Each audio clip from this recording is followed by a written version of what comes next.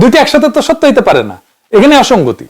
যে কোনো তদন্তে এই পদ্ধতি কিন্তু ব্যবহার করে, পুলিশ ব্যবহার করে, ক্রিমিনাল ইনভেস্টিগেটররাও এটা ব্যবহার করে। তদন্তকারী প্রথমে খোঁজে টাইম লাইন কোথায় ভাঙছে, কার বক্তব্য বদলাইছে, কোন তথ্য অন্য তথ্যের সাথে মেলে না, এই অসঙ্গতিগুলো ধরে ধরে ধরে ধরে সত্য বের করা হয়।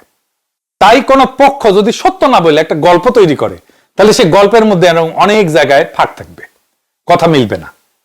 আর সেই না মেলা জায়গাগুলাই মানুষকে বুঝতে সাহায্য করে যে ঘটনার ভিতরে কিছু গোপন করা আছে।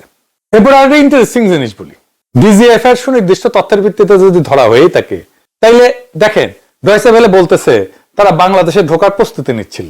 শোনেন আগে। তারা চেয়েছিলেন এই বনগা থেকে আবার সীমান্ত পার হয়ে বাংলাদেশে ফিরে যেতে।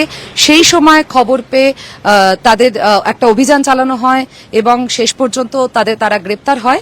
শুনেছেন, ধরেন সাধারণ স্বাভাবিক কাণ্ডজ্ঞান এখানে প্রয়োগ করেন। স্বাভাবিক কাণ্ডজ্ঞান কি বলে? বাংলাদেশি পুলিশ তো ফাঁসি খেয়ে আমাদের বর্ডারের মধ্যে বসে থাকবে, ও নিজে নিজে বর্ডার পার হলে ক্যাক করে ধরবে, এটাই তো সহজ। এখন তো নানা আন্তঃরাষ্ট্রীয় প্রোটোকলের মধ্যে দিয়ে যাইতে হবে। কেন বাংলাদেশে ঢোকার পরে ধরলো না?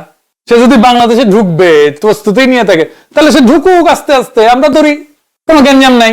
কলকাতার মধ্যে কেন ধরতে হবে, ইন্ডিয়ার মধ্যে কেন ধরতে হবে? তবে কলকাতা প্রেস ক্লাবের সভাপতি কথা একটা হিন্ট আছে, সে বলতেছে এটা দুই দেশের সম্পর্কের উন্নয়ন হবে। শোনেন। আজকে প্রথম ধরা পড়ে একটা বড় সাফল্য আমি বলবো, এবং নিঃসন্দেহে এটা ভারত বাংলাদেশের সম্পর্কের ক্ষেত্রে একটা গুরুত্বপূর্ণ ভূমিকা পালন করবে। তার মানে এই ধরার গল্পটার মধ্যে একটা এজেন্ডা আছে, থাকতেই পারে দুই দেশের সম্পর্ক উন্নয়নের একটা চেষ্টা। তাই এত নাটক। একটা জিনিস ভালো হয়েছে যে ফয়সালকে বের করতেই হবে, তারা গ্রেপ্তার দেখাইতেই হবে। কিন্তু এই প্রশ্ন রেখেই গেলাম, কেন এত অসঙ্গতি তার গ্রেপ্তারের? তারপর তো ওরা জিজ্ঞাসাবাদ করা হবে। এই জায়গাটাই প্রশ্ন, স্বচ্ছতার সাথে সেই জিজ্ঞাসাবাদ যেন শেষ হয়।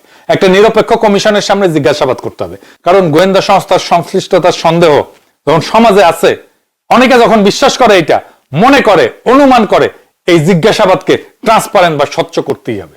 যদি সত্যিই খুনি ধরা পড়ে থাকে, তাহলে সত্য বের হওয়া উচিত। কিন্তু যদি এই গ্রেপ্তার একটা রাজনৈতিক ন্যারেটিভ বা গল্প তৈরির অংশ হয়, তাহলে সেটাও একদিন প্রকাশ পাবে।